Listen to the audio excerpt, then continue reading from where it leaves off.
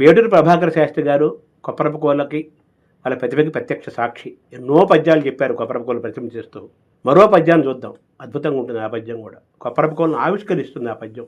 ఆలోచించుట లేదు కల్పనకు, పద్యారంభయత్నము మున్నే లేదు, ఇంచుక ప్రాసకేని ఎతికేనని గొంకుగాన పట్టదు, ఏ ఆలస్యంబును గల్గబోదు, బలిరా అయ్యారే ఇవ్వారికి పాలే ఔజుమి, ఆసుధార కవిత ప్రారంభ నిర్వాహములు అన్నాడు.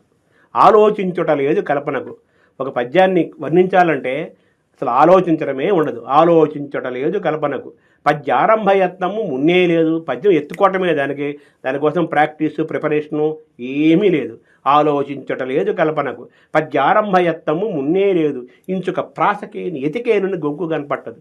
ప్రాస కోసం ఎతి కోసం ఎటువంటి గొంకు భయము లేనే లేదు.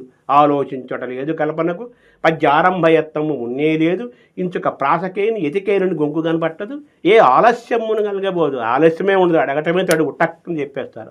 ఏ ఆలస్యమును కలగబోదు, బలిరా అయ్యారే ఇవ్వారికి పాలే ఔజుమి, ఆసు కవిత ప్రారంభ నిర్వాహములు. ఇలాంటి వారికి ఆసుగా కవిత్వం చెప్పటం, వేగంగా అవధానాలు చేయటము వాళ్ళకి అసలు చాలా లీల అవలీల అని వేటూరి ప్రభాకర శాస్త్రి గారు కొప్పరపు కోలిపై చెప్పిన అద్భుతమైన పద్యాల్లో ఇదొక మణిపూస, ఒక అద్భుతమైన రత్నం, పద్యరాజం ఇది.